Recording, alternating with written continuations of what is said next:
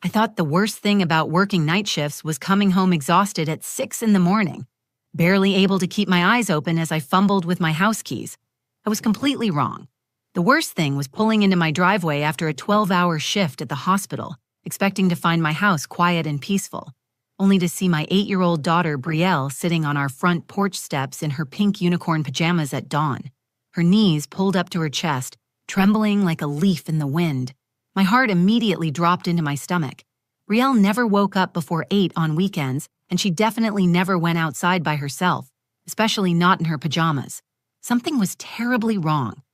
I practically threw my car into park and ran toward her, my nursing bag still hanging off my shoulder, my mind racing through every possible scenario of what could have happened while I was gone. When I knelt down in front of her, I could see that her face was pale and streaked with dried tears. Her usually bright brown eyes looked haunted in a way that no child's eyes should ever look. I reached out to touch her cheek, and she felt cold despite the warm morning air. "Brielle, honey, what are you doing out here? Why aren't you inside sleeping?" I asked, trying to keep my voice calm, even though panic was rising in my chest like a tidal wave. She looked up at me with those big, scared eyes and said the words that would change everything. "Mommy, I heard footsteps in your bedroom all night long, but you weren't home. Heavy footsteps like a grown-up man walking around. I was too scared to go check, so I hid under my blankets until the sun came up. Then I ran outside to wait for you." My name is Savannah Rivers, and I'm a 32-year-old single mother who works as a night shift nurse at County General Hospital. For the past 2 years, since my divorce from Brielle's father Camden, it's been just the two of us against the world. I chose the night shift because it pays 20% more than day shifts, and every extra dollar matters when you're raising a child on your own. Brielle is my everything, my brave, smart, incredibly intuitive little girl who has this amazing ability to sense when something isn't right. That morning, as I stood there looking at my terrified daughter sitting on our porch in her pajamas, I realized that our safe, predictable little world was about to be turned completely upside down. Because if Brielle heard footsteps in my bedroom while I was at work, that meant someone had been in our house. Someone had been in our home while my baby was sleeping, defenseless and alone. The thought made my blood run cold, and I knew in that moment that everything I thought I knew about safety, about our quiet neighborhood, about the security of our little rental house was about to be shattered forever.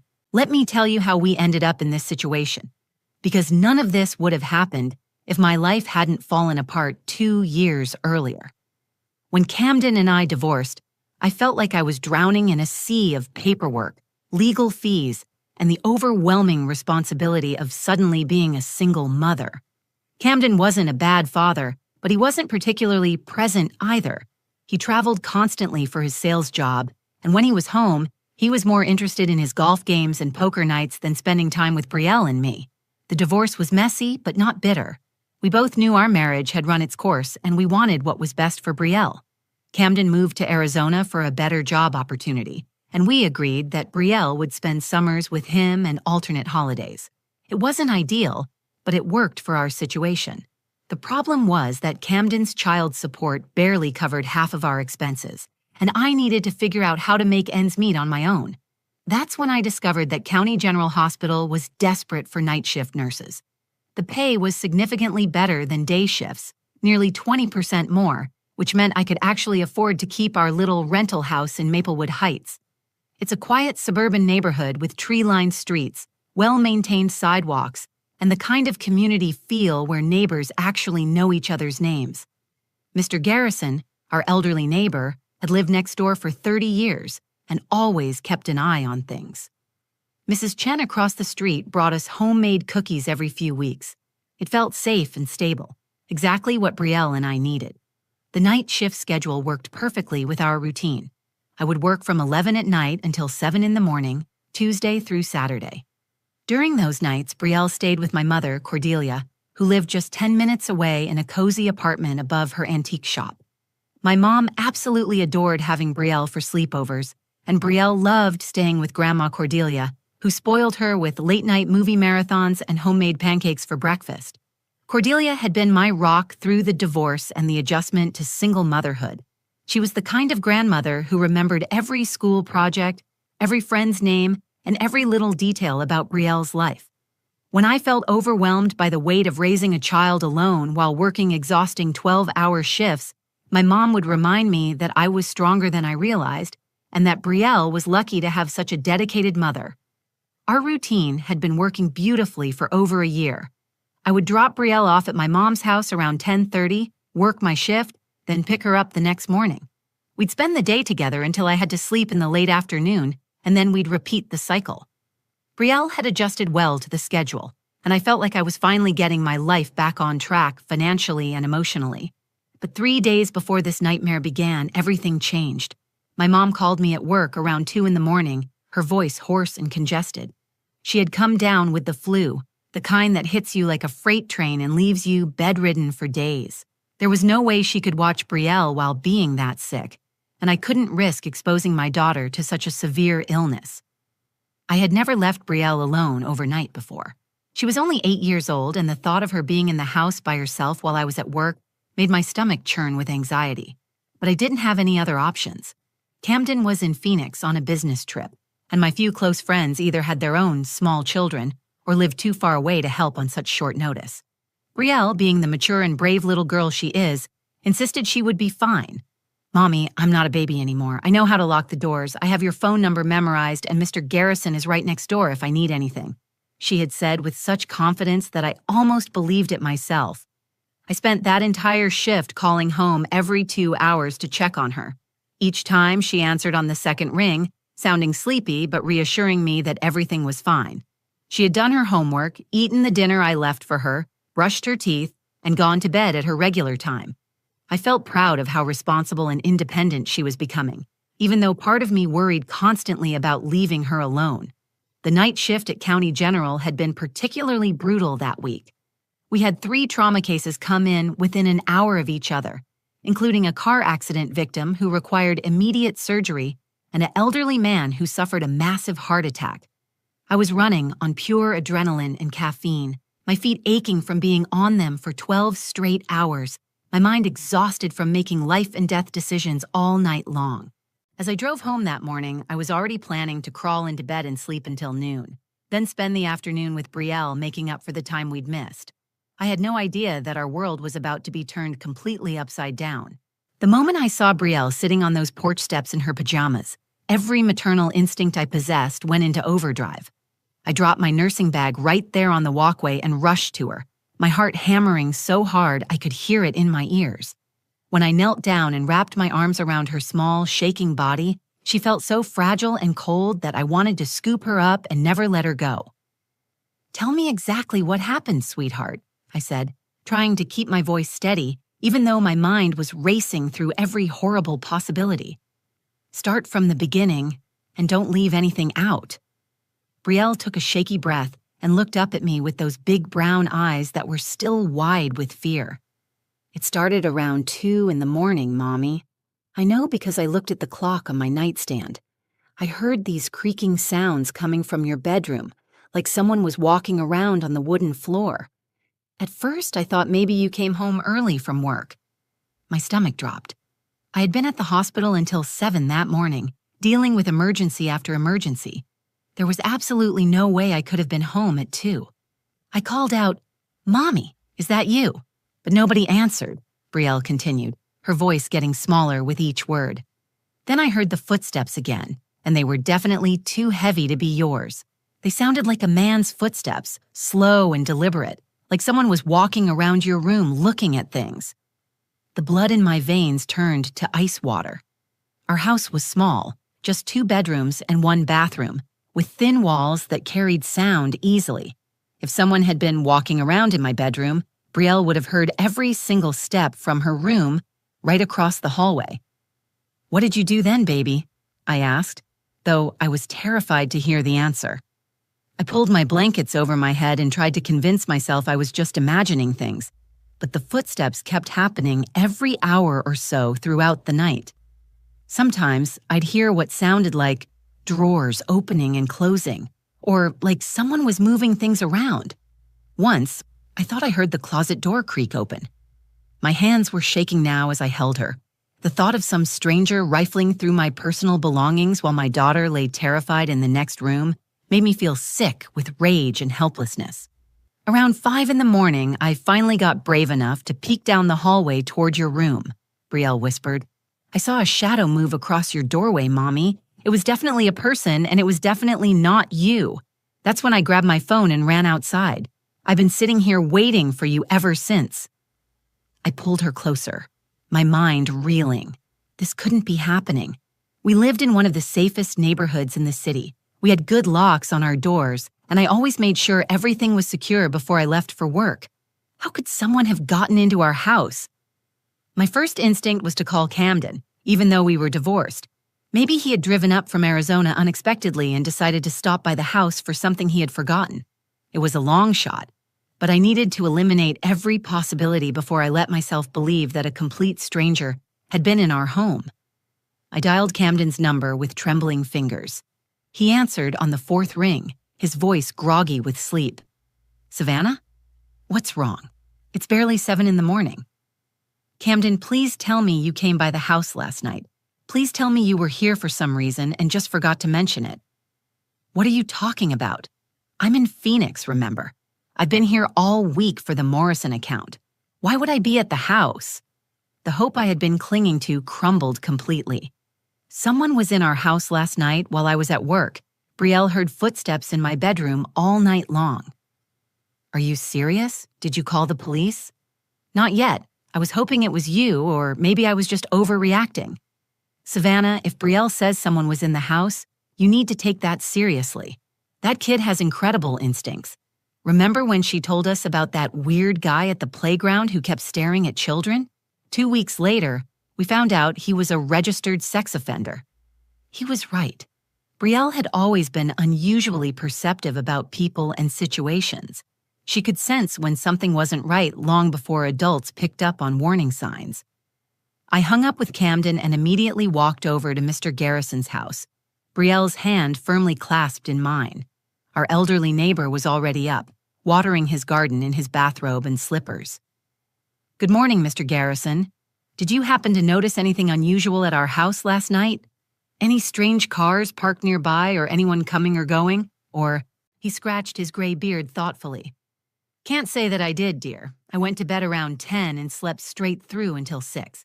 My hearing isn't what it used to be, especially with the bedroom fan running. Why do you ask? The final piece of hope disappeared. If someone had been in our house, they had been careful enough to avoid detection by our watchful neighbor.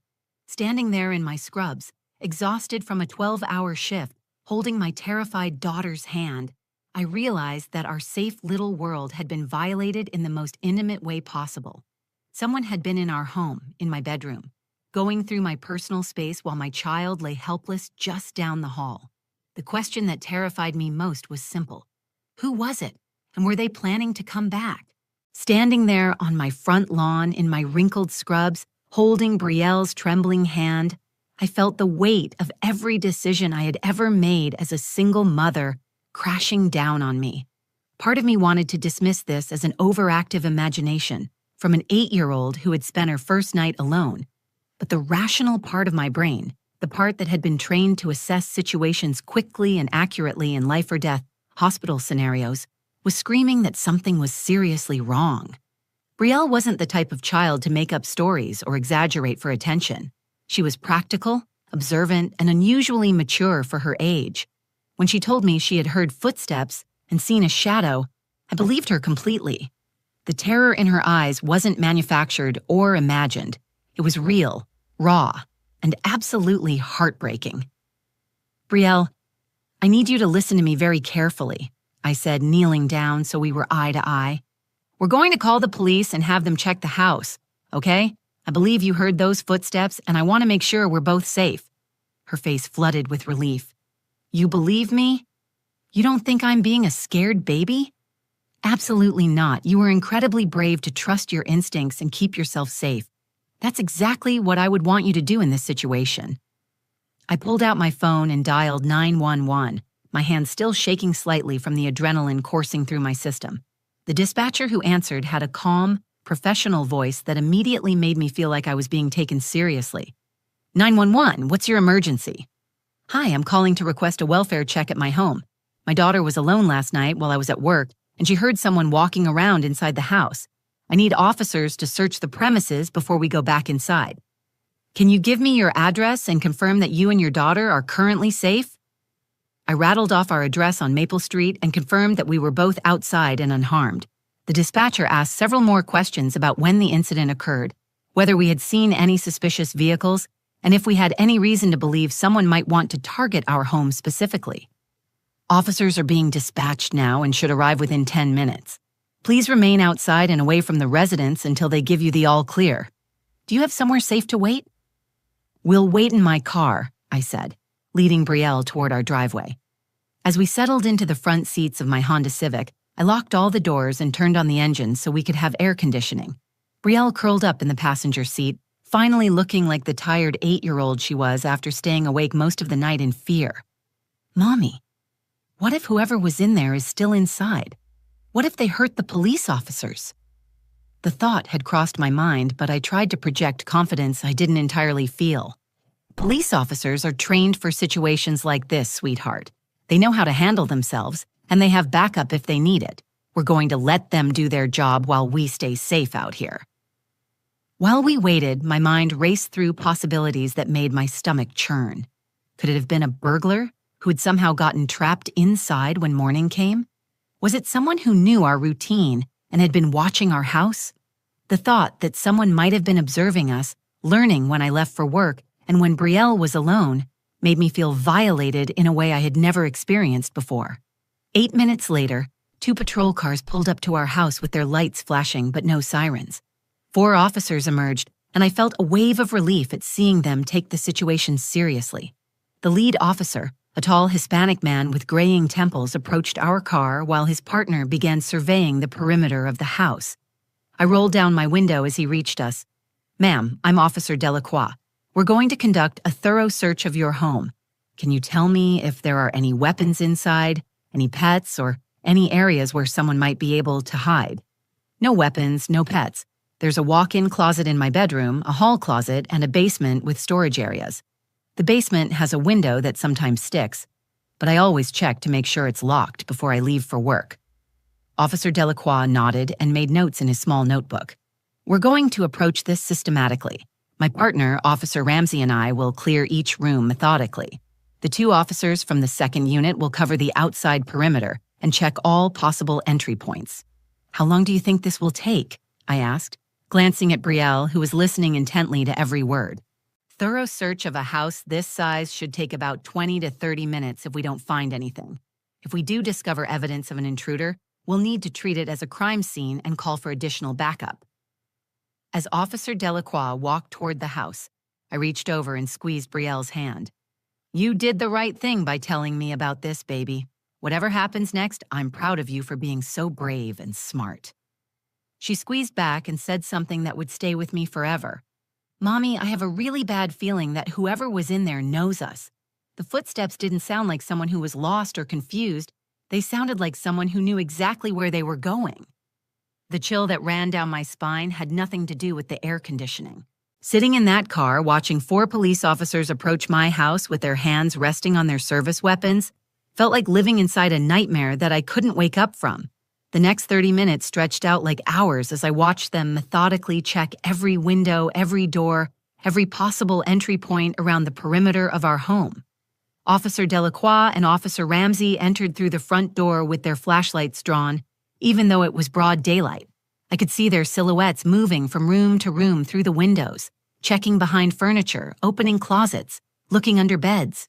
They were being incredibly thorough, which both reassured me and terrified me at the same time.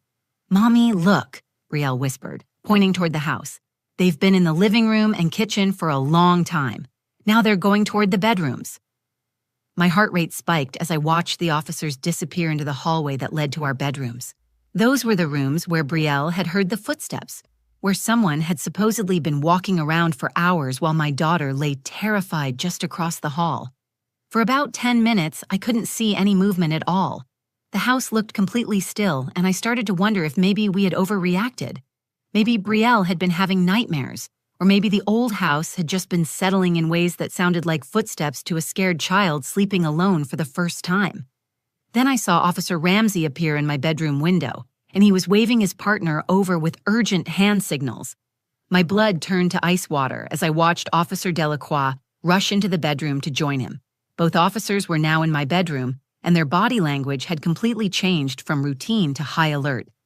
"Something's wrong," I whispered to Brielle, though I tried to keep my voice calm. They found something.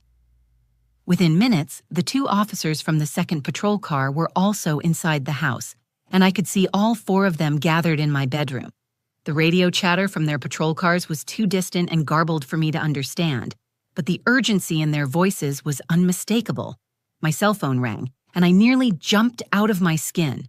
The caller ID showed a number I didn't recognize. "Hello?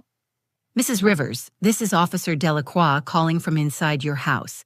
I need you to remain exactly where you are and keep your doors locked. We have found an individual hiding in your bedroom closet, and we are making an arrest at this time." The words hit me like a physical blow. What? Someone is actually in there right now? "Yes, ma'am. We're handling the situation, but I need you to stay in your vehicle until we give you the all clear. We're going to escort this individual out of your house in the next few minutes." I hung up the phone and looked at Brielle, who had heard every word. Her face was pale, but there was also a look of vindication in her eyes. She had been right all along. "You were so brave, baby," I whispered, pulling her close. "You saved us both by trusting your instincts." 5 minutes later, the front door of our house opened, and I watched in absolute shock as two officers escorted a man in handcuffs down my front walkway. Even from 50 feet away, even though I hadn't seen him in 3 years, I recognized him immediately. It was Darius Blackwood, my ex-boyfriend from what felt like a lifetime ago. Darius was tall and lean with dark hair and pale blue eyes that had once seemed mysterious and attractive, but now looked cold and calculating. We had dated for about 6 months after my divorce from Camden, and at first he had seemed like exactly what I needed. He was charming, attentive, and seemed to genuinely care about both me and Brielle. But as the weeks went by, his attention had turned into obsession. He wanted to know where I was every minute of every day.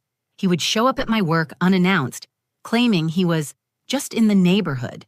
He started making comments about Camden that made me uncomfortable, suggesting that Brielle would be better off if her father was completely out of the picture. The final straw came when I discovered that he had been going through my phone, reading my text messages, and checking my call history. When I confronted him about it, he flew into a rage, screaming that I was ungrateful and that he was the best thing that had ever happened to me. That night, I ended the relationship and asked him to leave my house, but Darius hadn't accepted the breakup. He continued calling, texting, and showing up at places where he knew I would be. He sent flowers to my workplace with notes that said things like, "You belong with me," and "We're meant to be together." When I finally got a restraining order against him, he had violated it twice before seeming to disappear from our lives completely. As the officers walked Darius past our car, he turned his head and looked directly at me through the windshield. Despite being in handcuffs, despite being caught red-handed hiding in my closet, he smiled at me with that same charming smile that had once made me feel special. Then he mouthed the words that would haunt my dreams for months to come. "You left me once, Savannah. Never again." The cold, possessive certainty in his eyes made me realize that our nightmare was far from over.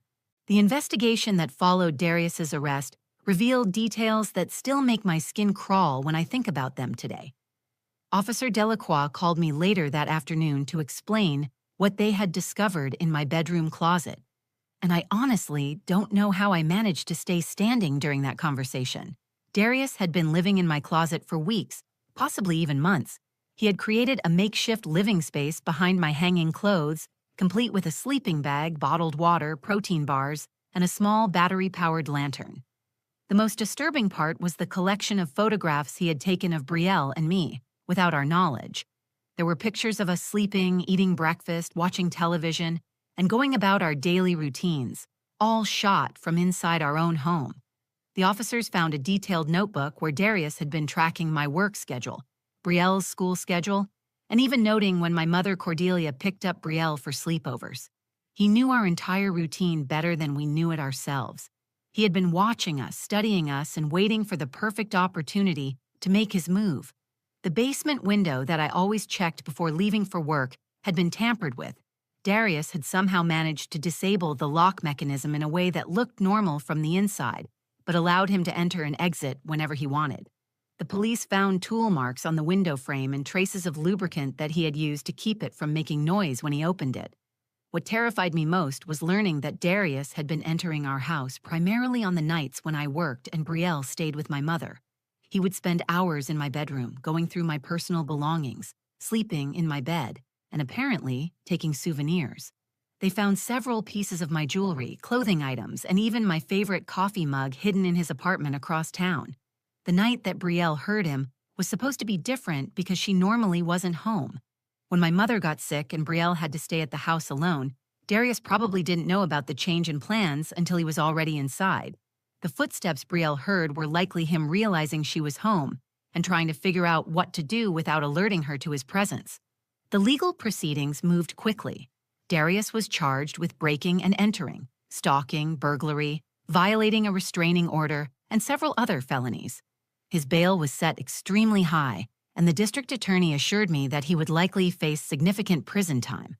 During the arraignment, I sat in the courtroom and watched this man who had once convinced me he loved me, and I felt nothing but disgust and relief that he would be locked away. The psychological impact on both Brielle and me was something I hadn't anticipated. We both needed therapy to process the violation we felt, knowing that someone had been living in our home, watching our most private moments, and planning who knows what kind of future for us. Brielle had nightmares for months, and I found myself checking locks obsessively and looking over my shoulder constantly.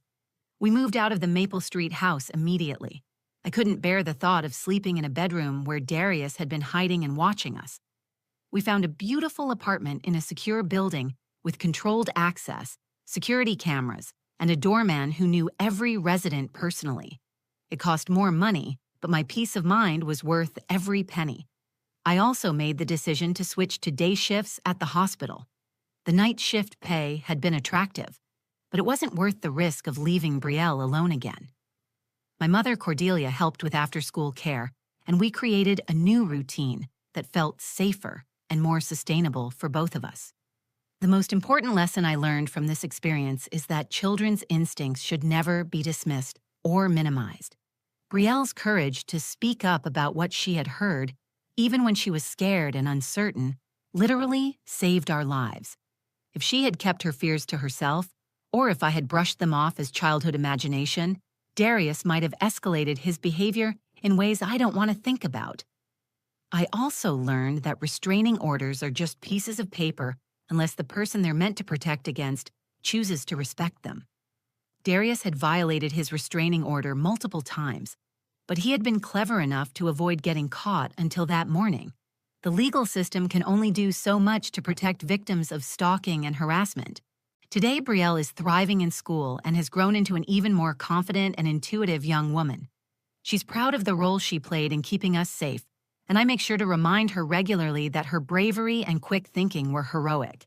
She still sleeps with a nightlight, and she still calls me if she hears unexpected noises, but she's not living in fear anymore. As for me, I've learned to trust my instincts the way I trusted Brielle's that morning. If something feels wrong, I investigate it. If someone makes me uncomfortable, I don't worry about being polite or giving them the benefit of the doubt. My daughter's safety and my own peace of mind are more important than social conventions or hurt feelings. The most powerful thing I can tell anyone watching this video is simple. Trust your gut, trust your children's gut, and never hesitate to call for help when something doesn't feel right. The embarrassment of being wrong about a potential threat is absolutely nothing compared to the cost of being right and doing nothing about it. Brielle taught me that being brave doesn't mean you're not scared. It means you do what needs to be done to protect yourself and the people you love, even when your hands are shaking and your heart is pounding. If this story resonated with you or helped you in any way, please share it with others who might benefit from hearing it. Leave a comment below telling me about a time when trusting your instincts kept you safe, and don't forget to subscribe to this channel for more real-life stories that matter. Your support helps me continue sharing experiences that might help other families stay safe and strong.